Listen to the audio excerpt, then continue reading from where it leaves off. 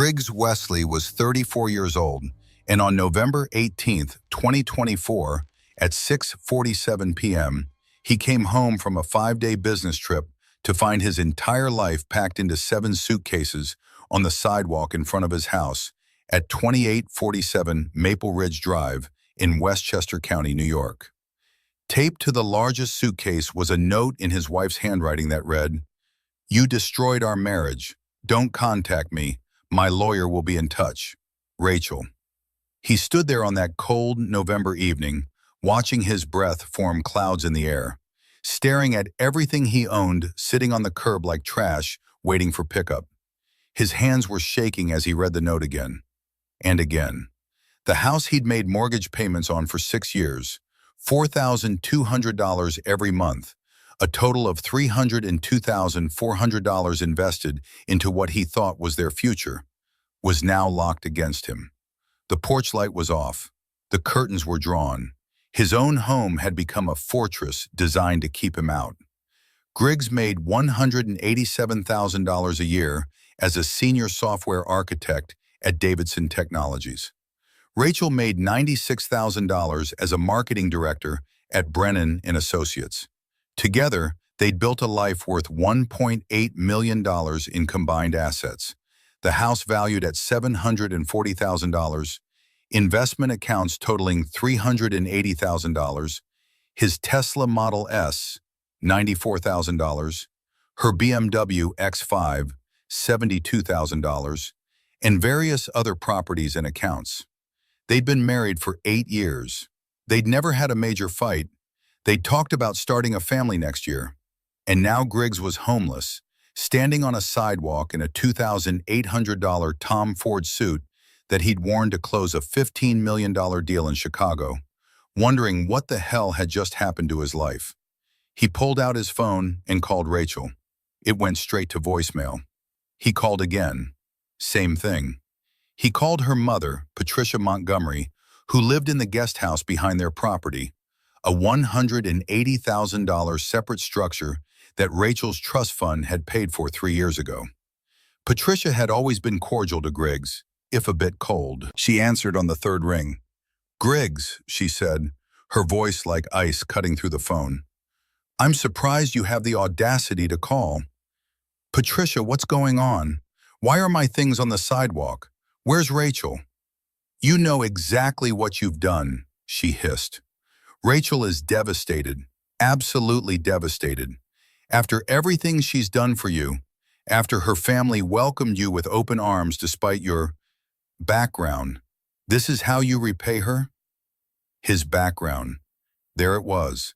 Patricia had never quite forgiven her daughter for marrying someone whose parents had immigrated from Taiwan with $400 in their pockets and built a small restaurant business from nothing. Never mind that Griggs had earned a master's degree from MIT on a full scholarship.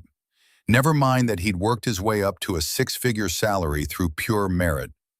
To Patricia Montgomery, whose family had old money dating back to railroad investments in the 1890s, Griggs would always be the kid from Flushing, Queens, who'd gotten lucky.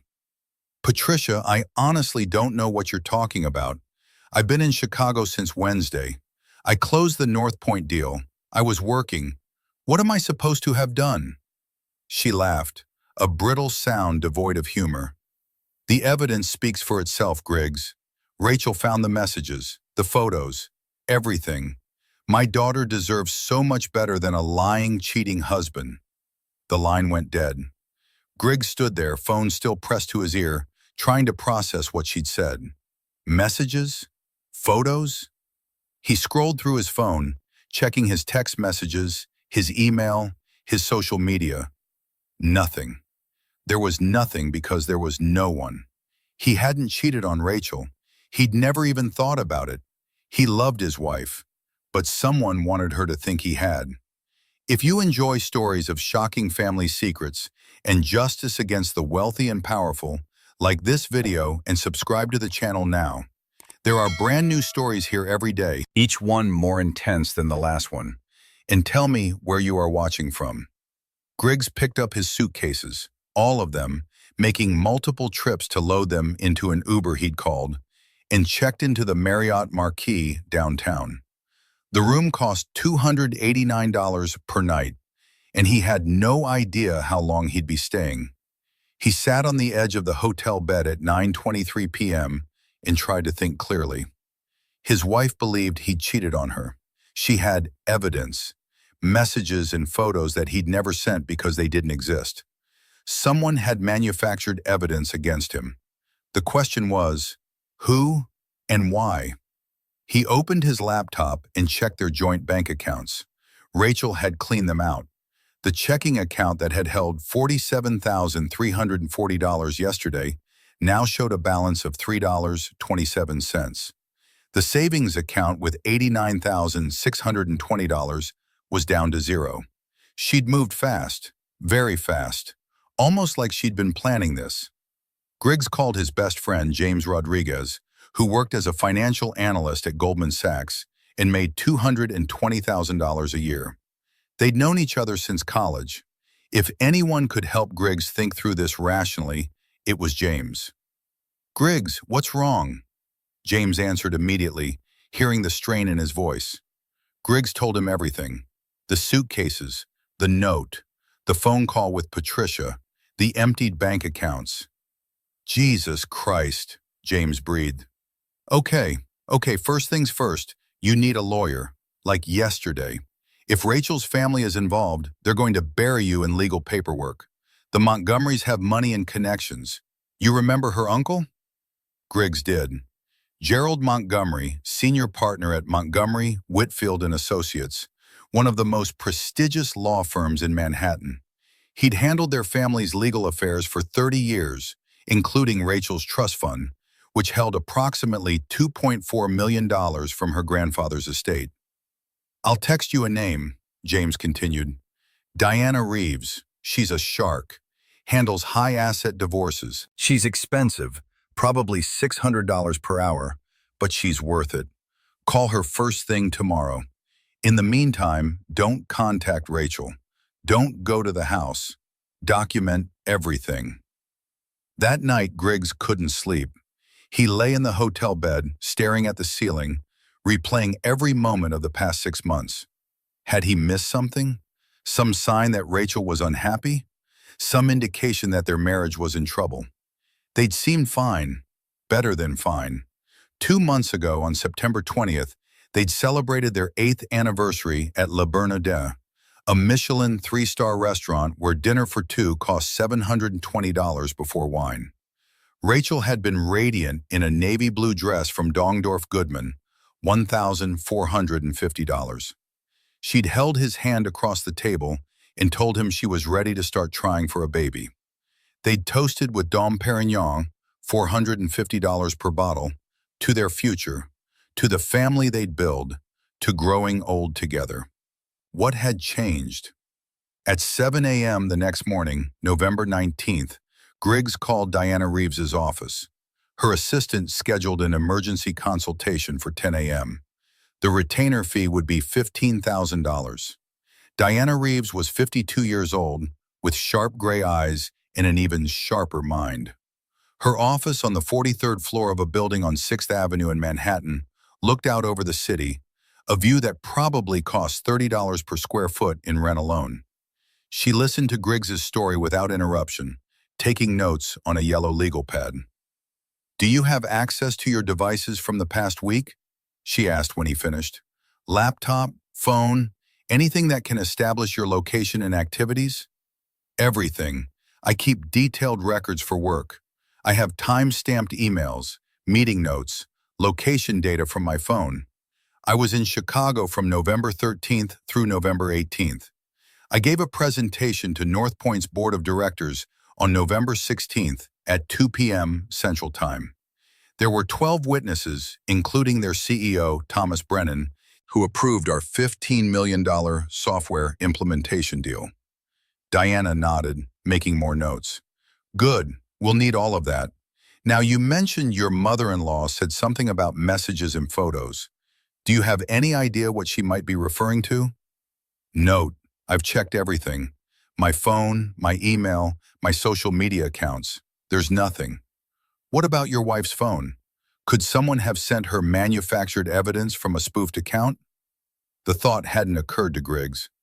You mean someone created fake messages to look like they came from me? It's easier than you'd think. There are apps, programs. If someone had access to your photos, your contact information, they could create very convincing fake conversations, text message screenshots, even manipulated photos. Diana leaned forward. Griggs, I need you to think carefully. Who benefits from your marriage ending? He opened his mouth to say no one, but then stopped. Because that wasn't true, was it? Rachel's trust fund, Griggs said slowly. It's structured so that if she divorces, the money stays entirely hers. But if we stay married and she dies before her mother, I'd have inheritance rights to a portion of it. Patricia has always been very protective of the family money. How much are we talking about? The trust is worth $2.4 million, but there's more. Patricia herself has a personal net worth of around $12 million. Rachel is her only child. If Rachel and I had children, I'd have legal connections to the entire Montgomery fortune through my kids. Diana's eyes gleamed with understanding. So by destroying your marriage before you have children, Patricia eliminates you from the family wealth equation entirely. But would she really frame me for cheating? That seems extreme. Griggs, I've been practicing family law for 26 years. I've seen families do far worse for far less money. If Patricia convinced Rachel you were unfaithful, Rachel would divorce you in a heartbeat. In New York, infidelity can affect the division of marital assets. Patricia could be positioning to not only end your marriage, but also to make sure you walk away with as little as possible. Griggs's phone buzzed. An email from an address he didn't recognize. Legal notice at montgomeryfirm.com. His stomach sank as he opened it. It was from Montgomery, Whitfield and Associates, Gerald Montgomery himself. The email contained a formal notice of divorce proceedings, filed that morning at 8:30 a.m. in Westchester County Court. Rachel was citing irreconcilable differences and adultery. She was seeking full ownership of the house, the majority of their investment accounts, and alimony of $5,000 per month for 5 years, a total of $300,000. They were moving fast, incredibly fast. This wasn't a spontaneous decision driven by emotion. This was a coordinated attack, planned and executed with precision. They filed this morning, Griggs said, showing Diana the email. She read it quickly, her expression hardening. They're trying to catch you off balance. Overwhelming force, immediate action, hoping you'll panic and accept a bad settlement just to make it stop. She looked up at him. But we're not going to do that. We're going to fight back. And we're going to find out exactly how they manufactured this evidence against you. Over the next 3 days, Diana and her team moved like a military operation. They subpoenaed Rachel's phone records, her email accounts, her social media data. They deposed witnesses from Griggs's Chicago strip, collecting sworn statements that placed him 800 miles away from any possible affair. They hired a digital forensics expert, a man named Kevin Pham, who charged $350 per hour and could trace digital fingerprints through layers of internet obfuscation. On November 22nd at 3:15 p.m., Kevin walked into Diana's office with a tablet and a grim expression. I found something, he said. He pulled up a series of screenshots on his tablet. They showed text message conversations, supposedly between Griggs and a woman named Jessica L. The messages were explicit, discussing meeting at hotels, exchanging intimate photos, planning secret rendezvous. The timestamps covered the past 4 months. These are what someone sent to your wife's phone, Kevin explained. They came from an encrypted messaging app called Secure Chat, delivered on November 17th at 11:42 p.m. from an untraceable number. But here's where it gets interesting. Kevin swiped to another screen. I analyzed the metadata on these images. The person who created these fake screenshots made a crucial mistake. They used a photo manipulation program called Pixel Forge Pro, which leaves a distinctive digital signature in the file properties. And look at this. He zoomed in on a section of code. The software was registered to a user account with the email address p.montgomery.legal@gmail.com. Griggs felt his blood run cold. Patricia. It gets better, Kevin continued. I traced the IP address where these files were created. They were made on November 16th between 8 p.m. and 11:30 p.m. from a location at 2847 Maple Ridge Drive, your home address, while you were in Chicago. Diana's smile was sharp as a knife. She created the evidence herself, in your house, using your home computer probably. Griggs, we have her. But Griggs wasn't smiling. A cold rage was building in his chest, spreading through his veins like ice water. Patricia Montgomery had destroyed his marriage, turned his wife against him, emptied his bank accounts, and tried to steal his future, all to protect her precious family fortune from someone she considered beneath her. They had no idea what was coming. Griggs spent the weekend at James's apartment in Brooklyn, a two-bedroom place James paid $3,400 per month for. They sat at the kitchen table drinking coffee while Griggs outlined his plan. Diana wants to take this to trial, Griggs said. Expose Patricia's fraud, sue for damages, the whole legal route. But that could take months, maybe years. And even if we win, Patricia can afford to drag it out. She'll pay $50,000, $100,000 in legal fees without blinking. Meanwhile, I'm burning through my savings. So, what are you thinking? James asked. I'm thinking there's a faster way, a smarter way. Griggs opened his laptop and pulled up a file. Remember how I told you Rachel's trust fund is worth $2.4 million? Yeah. What I didn't mention is how that trust is structured. I've been researching trust law for the past 2 days. Rachel's grandfather set up the trust in 1987, and it has very specific conditions. The money is held by Citibank as trustee, and Rachel receives disbursements according to certain milestones. Age 25, marriage, birth of children, and so on. Okay, James said slowly. So the trust documents include a morality clause.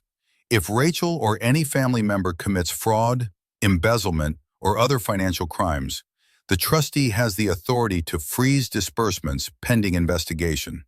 It's meant to protect the trust assets from being used in illegal activities. James's eyes widen. You're going to report Patricia for fraud. Not just report, I'm going to prove it. Kevin documented everything. The fake messages, the metadata, the IP addresses. Patricia Montgomery committed wire fraud, identity theft, and conspiracy. Those are federal crimes. I'm going to hand everything over to the FBI and let them investigate. And when they do, Citibank will freeze the trust. All $2.4 million of it. Rachel will lose access to her money, James said. Temporarily, until the investigation is complete. But here's the thing. Patricia did this to prevent me from getting access to the family money, right? She was willing to destroy my marriage for it. So let's see how she reacts when that same money is locked up because of her own actions. Griggs pulled up another document. I also found something else. Patricia has been managing Rachel's finances for years, paying bills, handling investments, acting as her financial advisor. I went through our old bank statements. Over the past 3 years, Patricia has transferred approximately $340,000 from Rachel's accounts into various investments, stocks, bonds, real estate ventures. That's not illegal if Rachel authorized it, James pointed out. But Rachel didn't authorize all of it. I found transfers Rachel doesn't know about. Patricia has power of attorney over some of Rachel's accounts, supposedly for estate planning purposes. She's been using that access to move money around. Some of those investments, they're in Patricia's name, not Rachel's. She's been slowly siphoning money from her own daughter. James let out a low whistle. You can prove this? I have bank statements, transfer records, investment documents. Diana's team has been digging through everything. Patricia has been committing financial elder abuse. Well, not elder, but the legal term is financial exploitation of a family member. It's a felony in New York. So you're not just going after Patricia for framing you, James said. You're going after her for stealing from Rachel. I'm going to expose every dirty secret she has, Griggs said quietly. She wanted to protect her family's reputation and money. I'm going to destroy both. On November 25th, Griggs walked into the federal building in Lower Manhattan at 9 a.m. He'd made an appointment with Special Agent Monica Bradford of the FBI's white-collar crime unit. Diana had come with him, carrying 2 banker's boxes full of evidence. Agent Bradford was 46 years old, with short blonde hair and the alert, focused demeanor of someone who'd built a career on finding needles in financial haystacks. She listened to Griggs's story, examined the evidence Kevin had compiled, and reviewed the financial documents showing Patricia's unauthorized transfers. "This is substantial," she said after 2 hours. "The fake messages alone constitute wire fraud and identity theft. The financial transfers, if your wife didn't authorize these, and if her mother used power of attorney for personal gain, that's exploitation. We'd need to interview Mrs. Wesley to confirm she didn't consent to these transfers." "Rachel won't talk to me," Griggs said. "Her mother has convinced her I'm a cheating scumbag. She won't take my calls." "We don't need you to contact her," Agent Bradford replied. "We can interview her as part of our investigation. In fact, it's better if you don't contact her. I don't want any defense attorney claiming you coerced her testimony." She closed the file folder. "Mr. Wesley, I'm going to open an investigation. We'll need to verify everything you've provided, conduct our own forensic analysis, interview witnesses. This will take time." "How much time?" "Weeks, maybe months. Federal investigations move slowly, but they move thoroughly." "What about the trust fund?" Griggs asked. "If you're investigating fraud related to the Montgomery family assets, will the trustee be notified?" Agent Bradford's expression was carefully neutral. "Standard procedure is to notify all relevant financial institutions when we open an investigation into potential fraud affecting their accounts. Citibank, as the trustee of Mrs. Wesley's trust, would be informed that the trust is potentially connected to an ongoing federal investigation. They would likely freeze any major disbursements until our investigation concludes." Griggs felt a grim satisfaction settle in his chest. How soon would they be notified? "As soon as we officially open the investigation, which would be," she glanced at her computer screen, "today, November 25th, 2024, at 11:47 a.m. 3 days later, on November 28th, Griggs received a phone call from an unknown number. He almost didn't answer, but something made him pick up. "Griggs?" The voice was Rachel's, and she sounded shaken. "Griggs, I need to talk to you." His heart lurched. "Rachel, are you okay?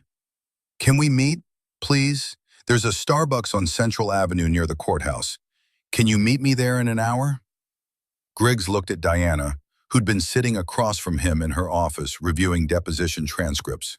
She nodded. "I'll be there," he said. The Starbucks was busy with the lunch crowd, but Griggs found Rachel sitting at a corner table, her hands wrapped around a cup of coffee she hadn't touched. She looked exhausted, her eyes red-rimmed, her usually perfect makeup absent. She was wearing a gray sweater he'd bought her last Christmas, and seeing it made his chest ache. "Hi," he said softly, sitting down across from her. "The FBI came to my office," Rachel said without preamble. "Yesterday. They asked me questions about my mother, about our finances, about money transfers I didn't know anything about. Griggs, what's going on?"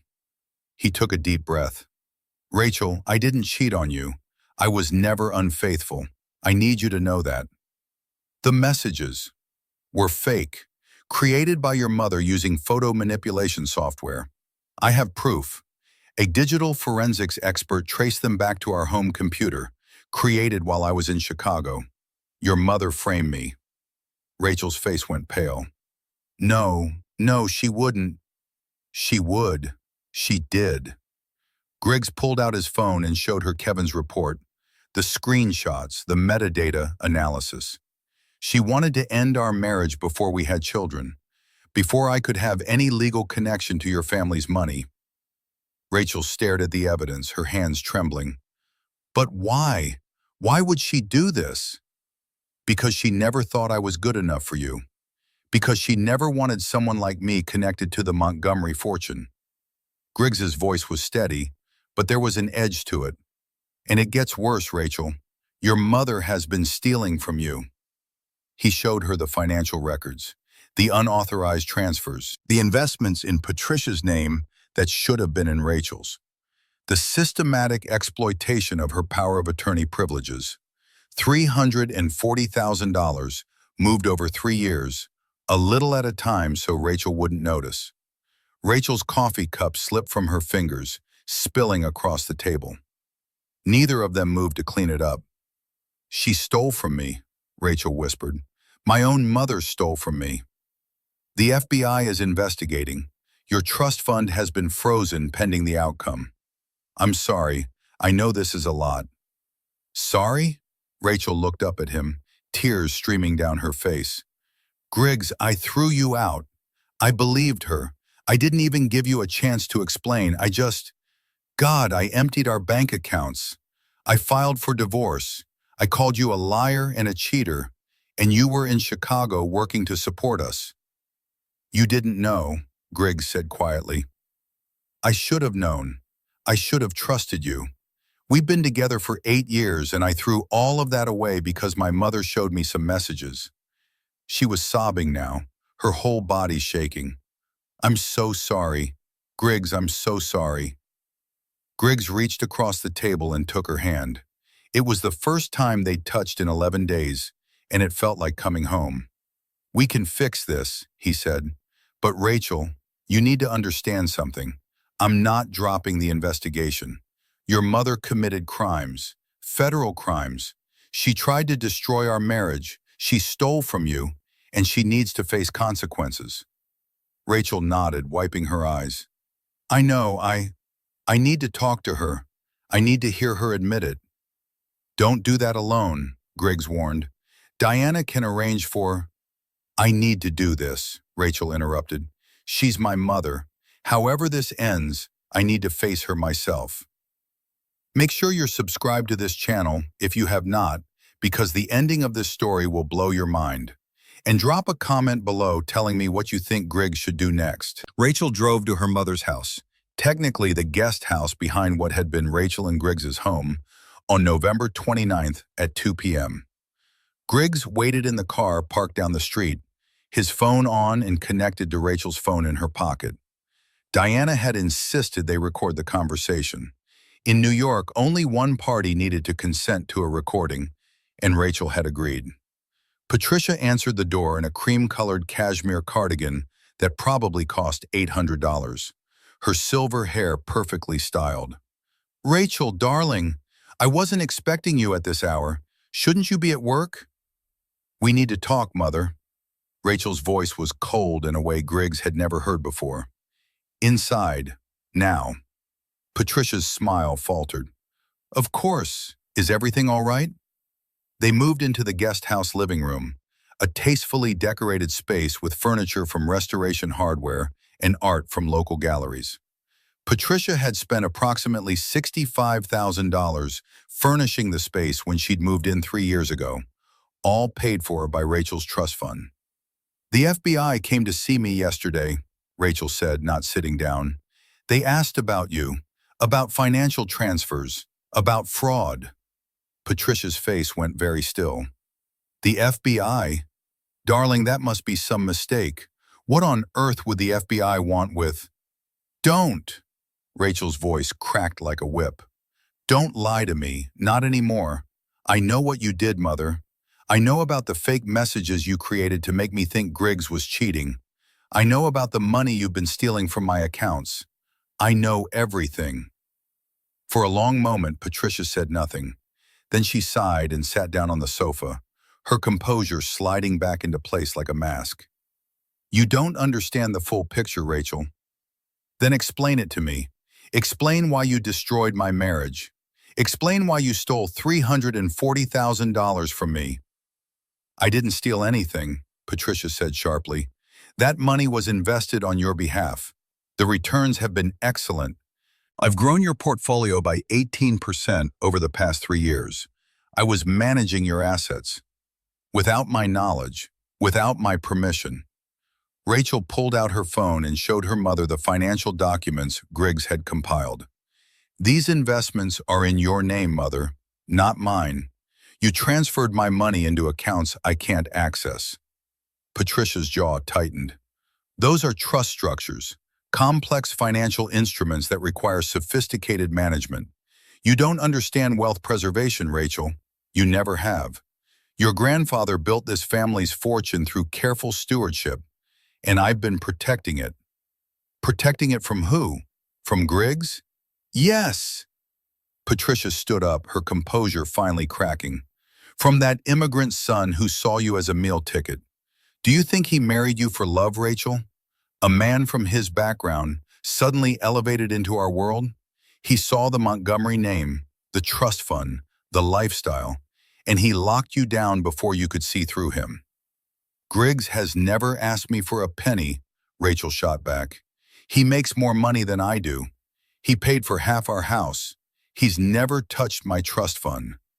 Because he was playing the long game, Patricia's voice rose. Waiting until you had children, until he was legally entitled to family assets through them. Don't you see? Men like him, they marry up, they wait, they position themselves. I've seen it a dozen times in our social circle. Gold diggers with good jobs and charming smiles. So you decided to frame him for adultery? You created fake evidence to destroy my marriage? Patricia's silence was answer enough. How could you? Rachel's voice broke. I loved him. I love him. We were happy, Mother. We were trying to start a family. And you took all of that away from me because you thought he wasn't good enough? I was protecting you. You were protecting the money, Rachel screamed. You've always cared more about the Montgomery fortune than you've cared about me. More than you cared about my happiness, my marriage, my future. You stole from me, Mother. You committed crimes. The FBI is investigating you. My trust fund is frozen. Our family's reputation is going to be destroyed. And for what? To keep Griggs away from money he never wanted in the first place? Patricia's face had gone white. The trust is frozen? As of 3 days ago, Citibank received notice that the Montgomery family assets are under federal investigation for fraud. I can't access any of it until the investigation concludes, which could take months or years. This is Griggs's doing, Patricia said, her voice venomous. He's punishing us. He's using the FBI to... He's exposing what you did, Rachel interrupted. You framed him. You stole from me. He documented everything and handed it over to law enforcement. What did you think would happen, Mother? That he would just accept being kicked out of his own house? That he'd let you destroy his reputation and walk away? Patricia sank back onto the sofa, her hand pressed to her chest. Your uncle can fix this. Gerald has connections. We can make this go away. Uncle Gerald is going to have to recuse himself. He can't represent you when the fraud involves his own firm's management of the family trust. You're on your own, Mother. The weight of those words hung in the air. I need you to leave, Patricia finally said. Get out of my house. Your house? Rachel's laugh was bitter. This is my property, Mother. The guest house is on my land. I've been paying the utilities, the maintenance, everything. You've been living here rent-free for 3 years. She pulled out a folded document from her purse.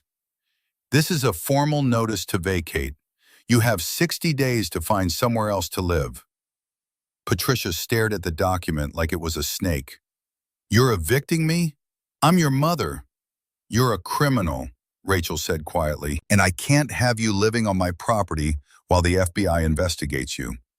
I'm sorry, Mother, but you did this to yourself. Rachel turned and walked out, leaving Patricia sitting alone in the guest house, surrounded by furniture bought with stolen money. Griggs was waiting at the car when Rachel emerged. She was crying, her whole body shaking with suppressed sobs. He held her while she broke down, standing on the sidewalk of the street they'd once called home together. "I had to do it," she gasped between sobs. "I had to face her. But Griggs, she's my mother. She's all I have left of my family." "I know," he murmured, stroking her hair. "I know, sweetheart. I'm so sorry." They stood there for a long time, holding each other while the November wind picked up around them.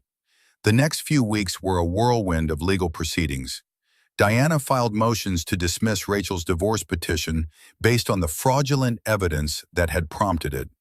The judge, a stern woman named Margaret Henderson, who'd been on the bench for 22 years, reviewed the digital forensics report and immediately suspended all proceedings pending the FBI's investigation.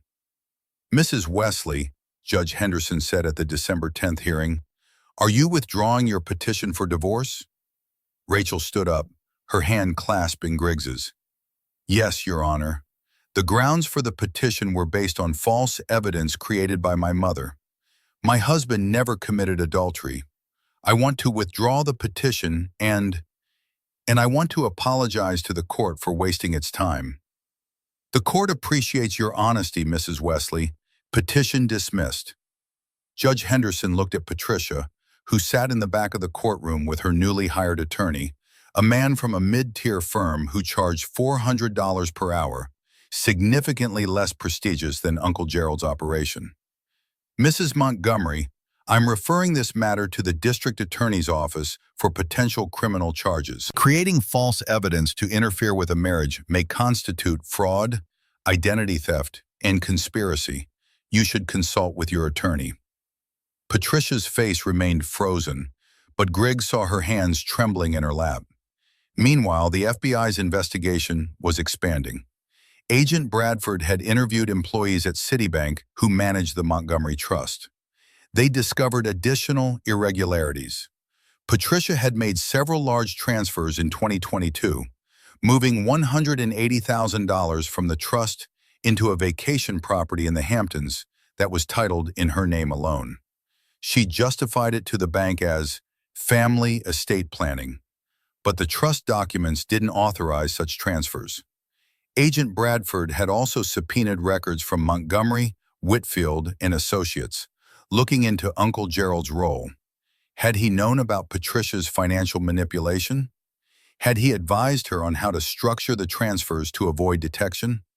The law firm was cooperating, barely, but Gerald Montgomery had hired his own criminal defense attorney, a shark named Robert Kellerman, who charged $800 per hour and specialized in white-collar crime. The Montgomery family's carefully constructed facade of old money respectability was crumbling, piece by piece. On December 18th, Griggs and Rachel met with a marriage counselor. Dr. Sarah Winters charged $250 per session and specialized in couples recovering from betrayal and family trauma. They sat in her comfortable office in White Plains, on opposite ends of a plush sofa, and tried to figure out if their marriage could be saved. "Rachel," Dr. Winters said gently, "you mentioned feeling tremendous guilt about not believing Griggs. Can you talk about that?" Rachel's eyes filled with tears. "I should have known. I should have questioned the evidence. Griggs has never given me any reason not to trust him. And I believe my mother over my husband. What kind of wife does that?" "A wife who trusted her mother," Griggs said quietly. "Rachel, I don't blame you. Your mother is sophisticated. She created convincing evidence. She manipulated you." "But I let her," Rachel insisted. "I wanted to believe I was making my own decisions, but I was just doing what my mother wanted, like I always have. She's controlled my life for 33 years, and I never saw it." Dr. Winters leaned forward. "Rachel, recognizing patterns of manipulation is the first step toward breaking them. Your mother used your trust against you. That's not your fault. But moving forward, you'll need to establish boundaries that protect your marriage." "I've already started," Rachel said. "I've filed the eviction notice. I've cut off her access to all my financial accounts. I've told Uncle Gerald I won't speak with him until the FBI investigation concludes. But Griggs, she turned to him, I emptied our bank accounts. I filed for divorce. I turned you out of our home. How can you forgive me for that? Griggs took her hand. Because I know who was really behind it. And because I love you, Rachel. I never stopped loving you, even when you thought I'd betrayed you. I love you too, she whispered. I'm so sorry. They were both crying now, holding each other while Dr. Winters watched with professional compassion. Rebuilding trust takes time, Dr. Winters said. Griggs, you've been wronged. Your anger is justified. But if you choose to stay in this marriage, you'll need to process that anger without weaponizing it against Rachel. I'm not angry at Rachel, Griggs said. I'm angry at Patricia. Furious, actually. She tried to destroy my life, and I want her to pay for it. That's fair, Dr. Winters acknowledged.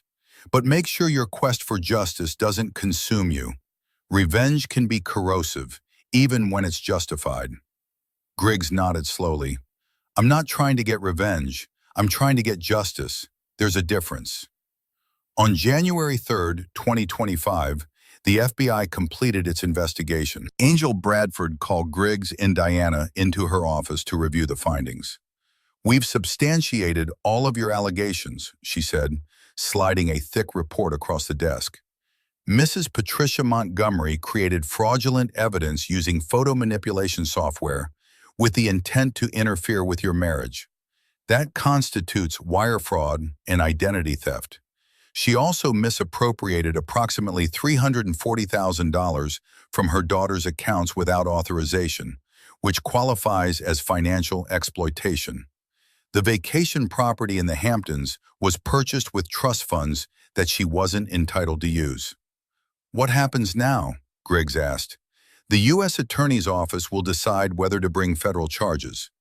Given the amount of money involved and the sophistication of the fraud, I expect they will. Mrs. Montgomery is looking at potential prison time, probably 5 to 7 years if convicted, though she might negotiate a plea deal for less. And the trust fund? Rachel asked. She'd come to the meeting with Griggs, sitting beside him with her fingers intertwined. Citibank will unfreeze the trust once our investigation officially closes, which should be within the next 2 weeks. However, they're implementing new oversight procedures. Your mother will be removed as a signatory on all accounts, and they're requiring annual audits of the trust management. Good, Rachel said firmly. There's one more thing, Agent Bradford added. Your uncle, Gerald Montgomery. We found evidence that he advised your mother on how to structure some of the transfers to minimize scrutiny. He didn't participate in the fraud directly, but he failed to report suspicious activity that he should have recognized as his duty as the family attorney. The New York State Bar Association has been notified. He's likely facing disciplinary proceedings. Griggs felt a dark satisfaction at that news. Gerald Montgomery, with his expensive suits and his condescending attitude, was going to lose his license. The family's precious law firm would be tainted by scandal. They had no idea it would get even worse. On January 14, 2025, Patricia Montgomery was indicted by a federal grand jury on charges of wire fraud, identity theft, and financial exploitation. The indictment was public record, and within hours, the New York Post had picked up the story. Old money, new crimes. Montgomery family matriarch indicted for elaborate fraud scheme. The article detailed Patricia's decades of social prominence, her family's railroad fortune, her daughter's marriage to a self-made tech executive, and the alleged fraud that had destroyed that marriage. It included Patricia's booking photo. She turned herself in at the federal courthouse rather than be arrested, and she looked every one of her 67 years, her perfectly styled hair now disheveled, her face pale and drawn. The story went viral. Other news outlets picked it up. The Daily Mail ran with it. American aristocrat accused of framing son-in-law. Even the New York Times covered it, though more soberly. Federal fraud case highlights risks of family financial management. Patricia's friends from the country club, her social circle, her charity board positions. All of it evaporated overnight. The Manhattan elite might tolerate many things, but public criminal indictment wasn't one of them. If you're enjoying this story, hit that like button and let me know in the comments what you would have done in Griggs's situation. On January 20th, Uncle Gerald was suspended from practicing law, pending a full investigation by the state bar. Montgomery, Whitfield and Associates issued a terse press release stating that Mr. Montgomery had been placed on indefinite administrative leave and that the firm was cooperating fully with all authorities. Reading between the lines, Griggs knew they were preparing to throw Gerald under the bus to protect the firm's reputation. Rachel had moved back into the house on Maple Ridge Drive. Griggs had never changed the locks. Technically, it was still their shared property. And one evening in mid-December, she'd simply shown up with her suitcases and asked if she could come home. "It's your home too," Griggs had said, and she'd burst into tears. They slept in separate bedrooms at first, giving each other space.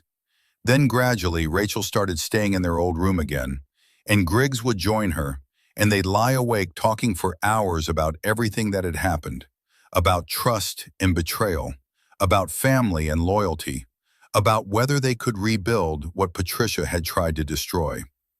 On January 28, 2025, they met with Diana to discuss the financial settlement of their marital assets. Not as adversaries, but as partners trying to untangle the mess Patricia had created. "The joint accounts that Rachel emptied," Diana said, reviewing her notes, "that's $136,960 that was transferred out. Rachel, are you prepared to restore that?" "Half of it was mine anyway," Rachel pointed out. "But yes, I'll transfer Griggs's share back.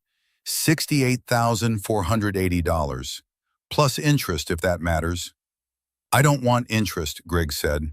"Just the principal is fine." Diana made a note. "The house is currently titled in both your names, with equity of approximately $290,000 after the mortgage. You can maintain joint ownership, or one of you could buy out the other." "I want to keep the house," Rachel said, looking at Griggs. "We picked it out together. We renovated the kitchen together. This is our home. I don't want to lose it." "Neither do I," Griggs agreed. "The Tesla and BMW are titled separately, so those stay with whoever's name is on the title," Diana continued. "Investment accounts. You'll need to update the beneficiary information and access controls, but those can remain joint if you're staying married." "We're staying married," Rachel said firmly, reaching for Griggs's hand. Diana smiled.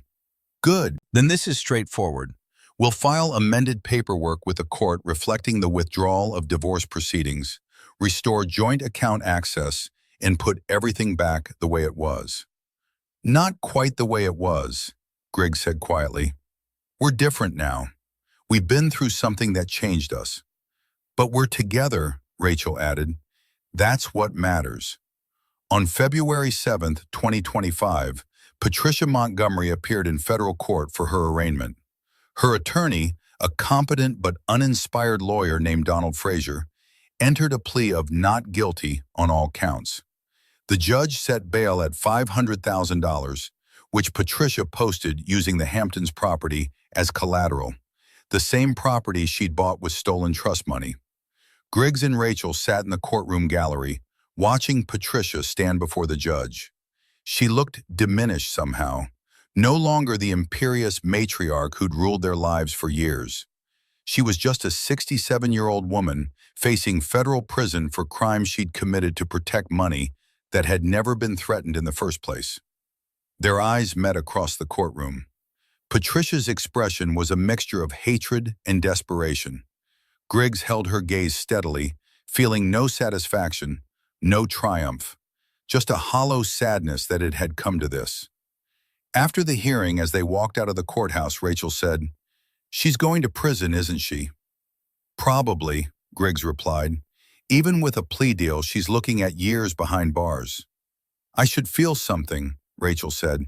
"Anger, satisfaction, something. But I just feel empty." Griggs stopped walking and turned to face her. She's your mother. It's okay to grieve for who you thought she was, even while holding her accountable for who she really is. Rachel leaned into him, and he wrapped his arms around her. They stood there on the courthouse steps, holding each other while the February wind whipped around them, just as they had 2 months earlier on the sidewalk of their home. But this time, they were facing forward together. The trial was scheduled for April 2025, but everyone knew it wouldn't actually go to trial.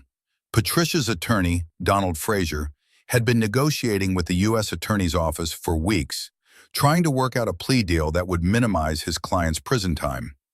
They're offering 6 years, Diana told Griggs and Rachel in a meeting on March 12th. She'd plead guilty to 1 count of wire fraud and 1 count of financial exploitation. The identity theft charges would be dropped. With good behavior, she'd probably serve 4 to 5 years. That seems light, Griggs said. It's actually fairly standard for a first-time white-collar offender, Diana explained. The federal sentencing guidelines factor in the amount of money involved, the sophistication of the fraud, and the defendant's criminal history.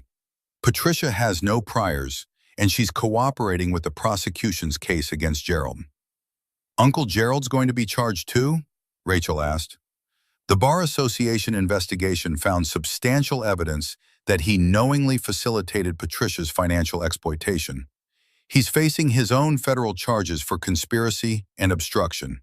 He's probably looking at 3 to 4 years. Rachel closed her eyes. My whole family is going to prison. You still have me, Griggs said softly, squeezing her hand. I know, she whispered. You're the only family I have left.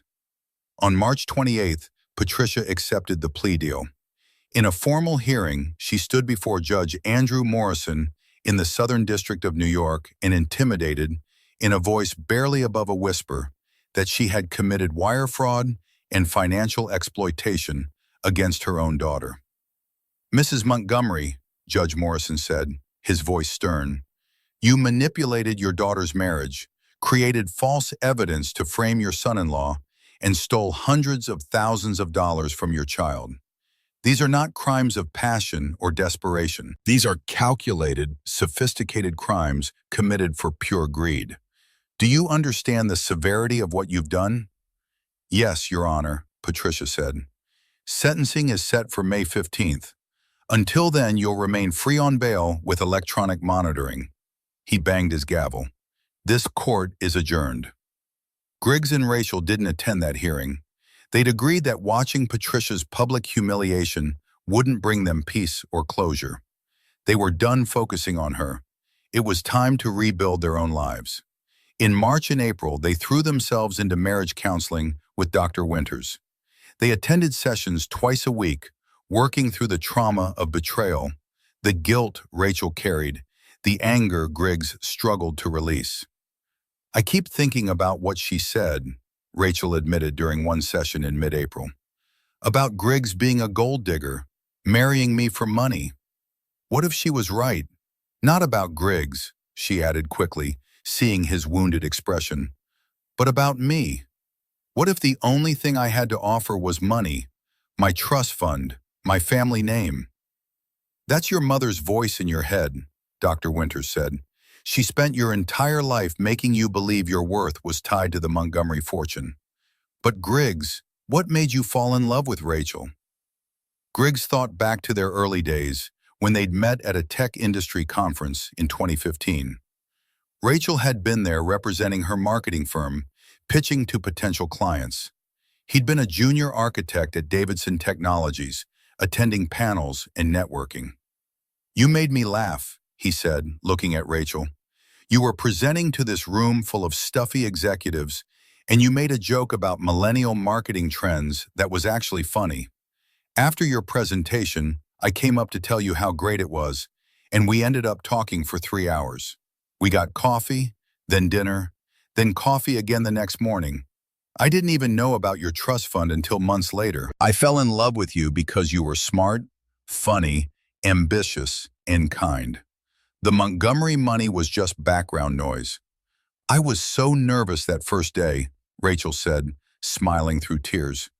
You were so handsome in that navy suit, And when you came up to talk to me, I thought I was going to pass out. I went home and told my roommate I'd met the man I was going to marry." "Did you really?" Griggs asked, surprised. "I really did. She thought I was crazy. We'd talked for 3 hours, and I already knew." Rachel wiped her eyes. "My mother tried to take that away from us. She tried to make me believe our love was transactional. But it never was, Griggs. It never was." They held each other while Dr. Winters smiled quietly, letting the moment breathe. On May 1st, Griggs received a call from Kevin Pham, the digital forensics expert who'd uncovered Patricia's fraud. "I found something else," Kevin said. "I've been doing additional analysis of Patricia's devices for the FBI, and I discovered deleted files from her laptop. Text messages between her and Gerald Montgomery, planning the whole thing." "Planning what?" Griggs asked. "The frame job. They coordinated it.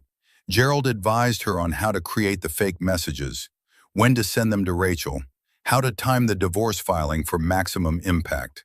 They wanted to catch you completely off guard, force you into a bad settlement before you could mount a defense." Griggs felt his jaw clench. "So Gerald was in on it from the beginning." "Completely. He's more culpable than the original charges indicated. I've sent everything to Agent Bradford. Gerald's attorney is going to have a bad day when this comes out." Indeed, on May 6th, Gerald Montgomery was hit with additional charges: conspiracy to commit wire fraud and obstruction of justice.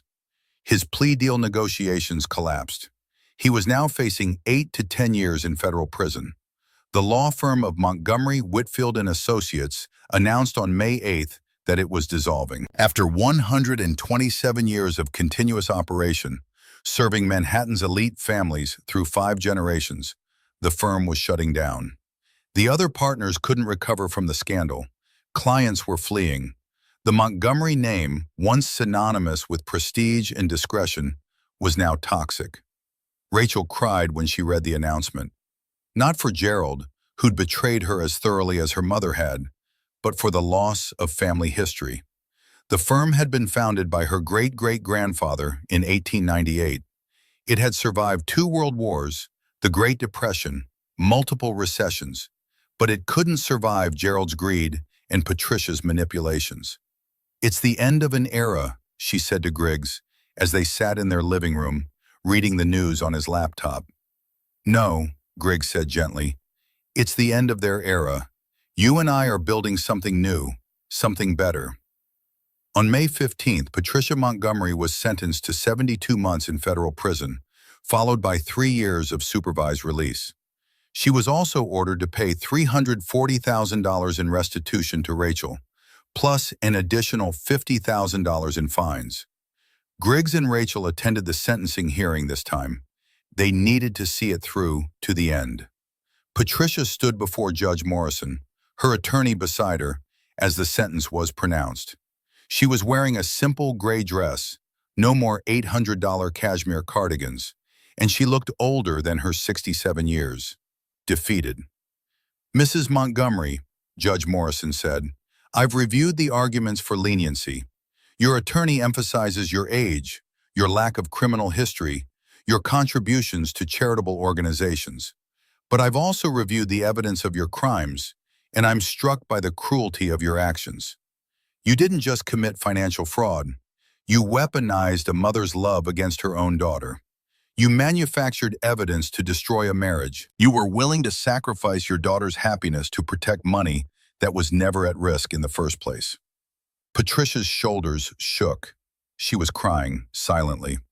"You'll serve your time at FCI Danbury," the judge continued. "Report date is June 1st, 2025. Do you understand the sentence?" "Yes, Your Honor," Patricia whispered. As the bailiff led her out of the courtroom, Patricia looked back at Rachel. Their eyes met. Griggs saw Rachel's hand tremble, saw her instinct to reach out, to comfort. But she stayed still.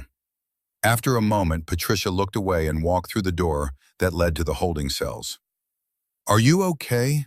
Griggs asked quietly. "I will be," Rachel said. "Eventually." In the hallway outside the courtroom, they ran into Agent Bradford. "Mrs. Wesley, Mr. Wesley," she said, shaking their hands. "I wanted to personally thank you for your cooperation throughout this investigation. Without your documentation and willingness to come forward, Mrs. Montgomery might never have faced justice." "Thank you for believing me," Griggs said. "When I first came to you with this story, I wasn't sure anyone would take it seriously." "White-collar crime often depends on victims willing to speak up," Agent Bradford replied. "Too many people stay silent out of shame or family loyalty. You did the right thing." After she left, Rachel turned to Griggs. "Did we do the right thing? She's my mother. She's going to prison for 6 years. She'll be 73 when she gets out." "She committed crimes," Griggs said. "She hurt you. She tried to destroy us. Actions have consequences, Rachel. That's justice, not revenge." "I know," Rachel said. I keep wondering if there was another way." "There wasn't. Not without letting her get away with it. And if we'd done that, she would have just kept controlling your life, kept manipulating you, kept treating me like I was beneath your family. This was the only way to be free." Rachel nodded slowly. "You're right. I know you're right. It just hurts." "It's supposed to hurt," Griggs said. "She's your mother. You're allowed to love her and hold her accountable at the same time. Those things don't contradict each other." They walked out of the courthouse into bright May sunshine. Spring in New York was beautiful, the trees blooming, the air warm and sweet. "What do you want to do now?" Rachel asked. "I want to take my wife to lunch," Griggs said. "Somewhere nice, maybe that Italian place on Columbus Avenue you love." "Osteria Marini?" Rachel smiled. "That sounds perfect." They had lunch at Osteria Marini, where they'd had their first date almost 10 years earlier. They ordered the same dishes they'd shared that first time, the pasta al limone, $28, and the branzino, $42, and talked about everything except Patricia, Gerald, and the trial. They talked about Rachel's job, where she'd just been promoted to VP of Marketing with a salary increase to $128,000. They talked about Griggs's latest project at Davidson Technologies, a $22 million AI implementation for a healthcare company. They talked about traveling to Taiwan to visit Griggs's parents, who'd been supportive throughout the entire ordeal and had sent Rachel care packages filled with homemade dumplings and encouraging notes. "Your parents are so kind to me," Rachel said. "After everything my family did to their son, they still treat me like family." "You are family," Griggs said. "You're their daughter-in-law. They never blamed you for Patricia's actions." "I want to spend more time with them," Rachel said. "I realize going through all of this that I've been letting my mother's prejudices affect how I saw your family. She made these subtle comments about immigrants, about working-class backgrounds, and I absorbed that without even realizing it. Your parents built a successful restaurant business from nothing. They put 3 kids through college. They should be celebrated, not looked down on." "They'd love to hear you say that," Griggs said. "Then I'll tell them, in person. Let's plan a trip to Flushing this weekend.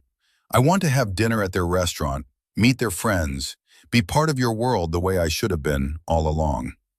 Griggs reached across the table and took her hand. "I love you, Rachel Wesley." "I love you too," she said. "And Griggs, I want to start trying for a baby, if you still want to." His heart swelled. "Really? Really? We've wasted so much time these past few months. We're both in our mid-30s. If we want to have kids, we should start now. I don't want to let my mother's actions steal any more of our future." "Yes," Griggs said, grinning. "Yes, let's do it. Let's start our family." They finished lunch and walked through Central Park, holding hands, making plans. They'd convert the guest bedroom into a nursery. They'd need to buy a crib, probably something from Pottery Barn, $800, $1,200 range. They'd have to research pediatricians, daycare options, parenting classes. "We're really doing this," Rachel said, sounding amazed. "We're really doing this," Griggs confirmed. In June, Patricia reported to FCI Danbury to begin her sentence. Rachel didn't visit her. She wasn't ready. Maybe someday she would be, but not yet. The wound was too fresh. The betrayal too deep. Gerald Montgomery was sentenced on June 20th to 96 months in federal prison, 8 years, for his role in the conspiracy. He showed no remorse at his sentencing hearing, instead blaming Griggs for weaponizing the legal system against a respected family. Judge Morrison was not impressed. "Mr. Montgomery," the judge said icily, "you were an officer of the court, an attorney with decades of experience. You knew exactly what you were doing when you helped your sister-in-law commit fraud. You betrayed your professional obligations, your ethical duties, and your own niece. You deserve every day of the sentence I'm imposing." The New York State Bar Association disbarred Gerald permanently. His legal career, built over 43 years, was over. In July, Griggs and Rachel went to Dr. Winters for what they both knew would be their last counseling session. "You two have done remarkable work," Dr. Winters said. "When you first came to me, your marriage was hanging by a thread. Now look at you." "We still have hard days," Rachel admitted. "Sometimes I wake up and the guilt hits me all over again. Everything I put Griggs through. And sometimes I wake up angry," Griggs added, "thinking about what Patricia did, how close we came to losing everything." "That's normal," Dr. Winters said. "Trauma doesn't disappear overnight. But you've built tools to process those feelings together. You communicate honestly. You support each other. You've created a foundation strong enough to weather this storm and whatever comes next." "We want to try for a baby," Rachel said. "Is that a good idea, given everything we've been through?" "Do you want a baby?" Dr. Winters asked. "Yes," they said together. "Then it's a good idea. Healing doesn't mean waiting until everything is perfect. It means moving forward with intention and commitment. You two have that." They left Dr. Winters' office holding hands, feeling lighter than they had in months. In August, Rachel discovered she was pregnant. She took 3 different tests to be sure, then set up a surprise for Griggs. She made dinner, chicken parmesan, his favorite, and set the table with their good china. When he came home from work, she was waiting with a small gift box. "What's this?" he asked, confused. "It's not my birthday." "Just open it," Rachel said, barely able to contain her excitement. Inside the box was a tiny pair of baby shoes, size newborn, in soft yellow. Griggs stared at them for a long moment before the realization hit him. "You're pregnant?" he breathed. "I'm pregnant," Rachel confirmed, laughing and crying at the same time. Griggs picked her up and spun her around the kitchen, both of them laughing, tears streaming down their faces. When he set her down, he knelt and pressed his face to her still flat stomach. "Hello in there," he whispered. "We're your parents, and we already love you so much." They called Griggs's parents that night. His mother, Lynn, screamed with joy loud enough that they had to hold the phone away from their ears. His father, David, congratulated them with quiet emotion, saying he was proud of them for staying strong through difficult times. They didn't call Patricia. Rachel had written her mother one letter since she'd gone to prison, explaining that she needed space and time to heal. Patricia had written back, a rambling 8-page letter that alternated between apologies and justifications. Rachel had read it once and then filed it away. Maybe someday she'd read it again. Maybe not. In September, they attended their first prenatal appointment. The ultrasound technician, a cheerful woman named Maria, squeezed gel on Rachel's abdomen and moved the wand around until a fuzzy image appeared on the screen. "There's your baby," Maria said, pointing. "Strong heartbeat, measuring right on track for 8 weeks." Griggs and Rachel stared at the screen, mesmerized by the tiny flutter that was their child's heartbeat. Griggs squeezed Rachel's hands so tightly his knuckles went white. "That's our baby," he said, awestruck. "That's our baby," Rachel agreed. Due date was April 28th, 2026, almost exactly 1 year after Patricia had been sentenced. The irony wasn't lost on either of them. As fall turned to winter, they settled into the rhythm of preparing for parenthood. They painted the nursery a soft sage green. They bought a crib from Pottery Barn, $1,095, and a glider chair from West Elm, $899. They took parenting classes at the local hospital, $250 for a 6-week course. They argued good-naturedly about names. What about Griggs Jr., Griggs suggested. Absolutely not, Rachel said firmly. If it's a boy, I like James, after your best friend. If it's a girl, maybe Elena? Elena Wesley, Griggs tried out. I like it. In December, they found out they were having a girl. Elena Wesley would arrive in spring. On December 24th, Christmas Eve, they hosted dinner at their house for the first time since the previous year's disaster. James and his girlfriend came, along with Griggs's parents and his 2 siblings. It was loud and warm and full of laughter. Lynn fussed over Rachel, making sure she ate enough, bringing special teas that were supposed to be good for pregnancy. David grilled Griggs about his plans for the baby. Had he set up a college fund yet? What about life insurance? Dad, she's not even born yet, Griggs laughed. It's never too early to plan, David said seriously. Parenthood requires preparation. After dinner, Rachel found herself alone in the kitchen with Lynn, doing dishes despite Lynn's insistence that pregnant women shouldn't be on their feet so much. Lynn, Rachel said quietly, thank you for accepting me. After everything my family did to Griggs, you would have every right to hate me. Lynn dried a plate and set it on the counter.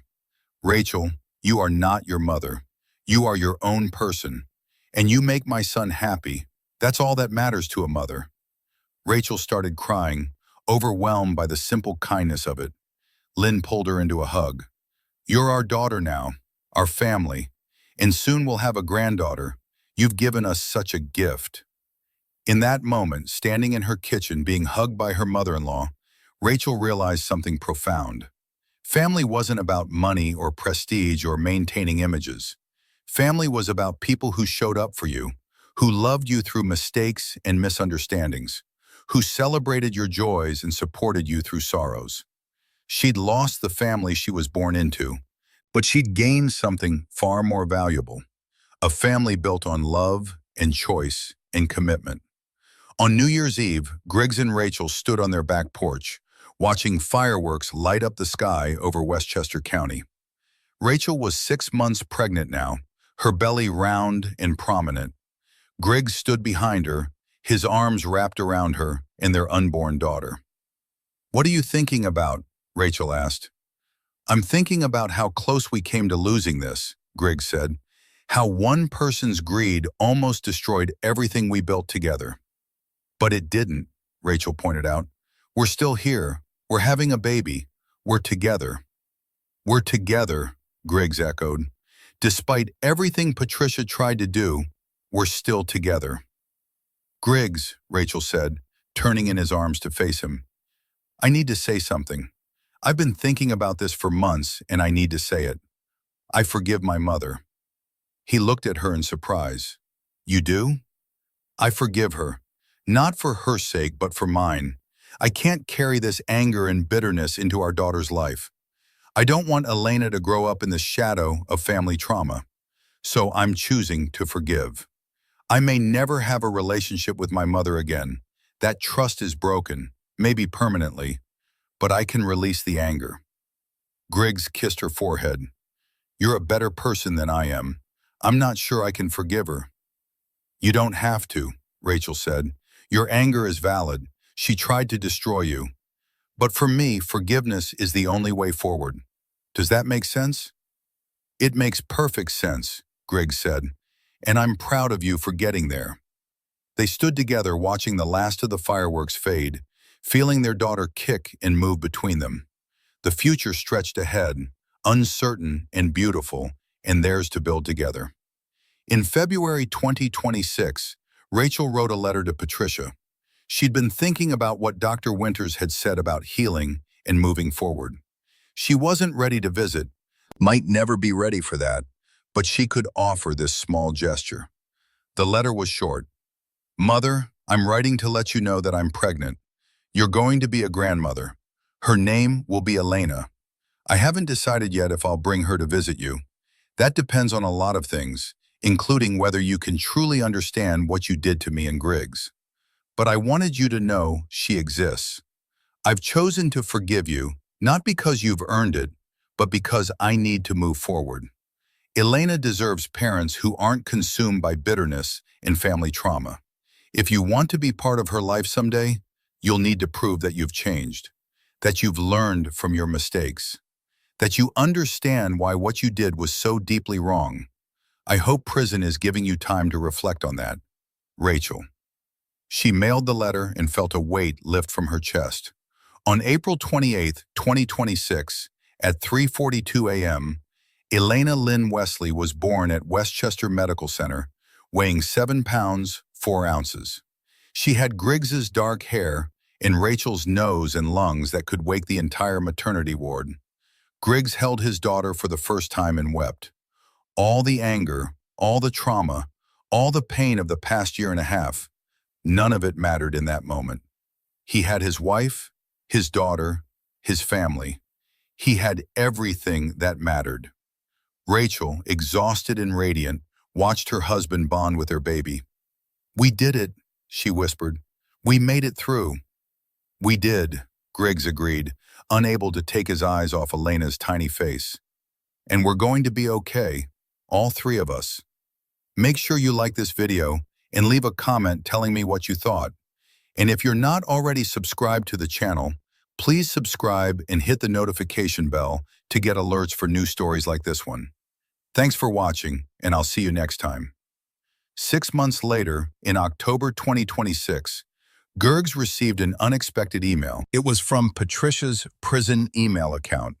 Inmates at FCI Danbury had limited computer access for approved contacts. "Griggs, I know I have no right to write to you. I know I destroyed your life and nearly destroyed your marriage to my daughter. But I need to say this, whether you read it or not. I was wrong. About everything. About you, about your worth, about your intentions. You were never after our money. You loved Rachel truly and completely. I saw that, and it terrified me because it meant I was losing control of my daughter's life. I spent 6 decades believing that money and prestige were what mattered, that protecting the Montgomery fortune was my highest duty. I sacrificed everything for that belief, my relationship with Rachel, my freedom, my reputation. And for what? So that a pile of money could sit in a bank account? I've had a lot of time to think in here, a lot of time to understand what I threw away. I had a beautiful, intelligent, loving daughter, and I pushed her away because I was too proud to accept that she'd chosen her own path. Rachel sent me photos of Elena. She's perfect.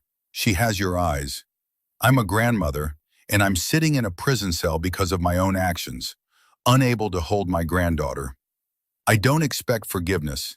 I don't deserve it. But I want you to know that you won, not because you destroyed me, though I destroyed myself, but because you fought for your marriage and your family. You didn't let me win, and I respect that, even as I grieve what I've lost. Take care of my daughter and granddaughter. Be the family I couldn't be. Patricia Griggs read the letter twice, then forwarded it to Rachel without comment. She called him an hour later, crying. "Do you think she means it?" "I think she's had time to see what she lost," Griggs said. "Whether that translates to genuine change, I don't know. That's not for us to figure out right now." "Maybe someday," Rachel said. "When Elena's older, if Patricia has really changed, maybe someday." "Maybe," Griggs agreed, "but not today." Today, Griggs came home from work to find Rachel in the nursery, rocking Elena to sleep while humming softly. He stood in the doorway, watching his wife and daughter, and felt a peace settle over him that he'd never experienced before. This was justice.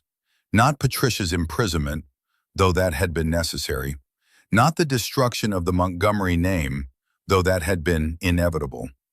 This quiet moment of his family together, safe and whole and loved, this was justice. Sometimes the best revenge isn't revenge at all. It's building a life so good, so full of love and purpose, that the people who tried to destroy you simply don't matter anymore. He'd learned that you can't control what other people do to you, but you can control how you respond. You can choose anger and bitterness, or you can choose healing and growth. You can choose to be consumed by the injustice done to you, or you can choose to build something beautiful from the ashes. Griggs and Rachel chose beauty. They chose each other. They chose family, not the one Rachel was born into, but the one they created together. And that choice made all the difference. Elena stirred in Rachel's arms, making small baby noises. Rachel looked up and saw Griggs in the doorway. She smiled, that same smile that had captured his heart almost 11 years ago at a tech conference, and gestured for him to come closer. He crossed the nursery and wrapped his arms around both of them, his wife and his daughter, his family, his future. "I love you," he whispered to Rachel. "I love you too," she whispered back. "Thank you for never giving up on us. Thank you for finding your way back to me." They stood there together, three people who'd been through fire and emerged stronger, watching the October sunset paint the nursery walls gold and amber. Outside, the world continued its complicated spin. But in this room, in this moment, everything was exactly as it should be. Sometimes justice comes through courtrooms and prison sentences. Sometimes it comes through consequence and accountability. But sometimes, the best times, justice comes simply through surviving, through thriving, through refusing to let someone else's darkness extinguish your light. Griggs and Rachel Wesley had survived. They'd thrived. And they'd built a future that no amount of money or manipulation could ever take away from them. That was the deepest justice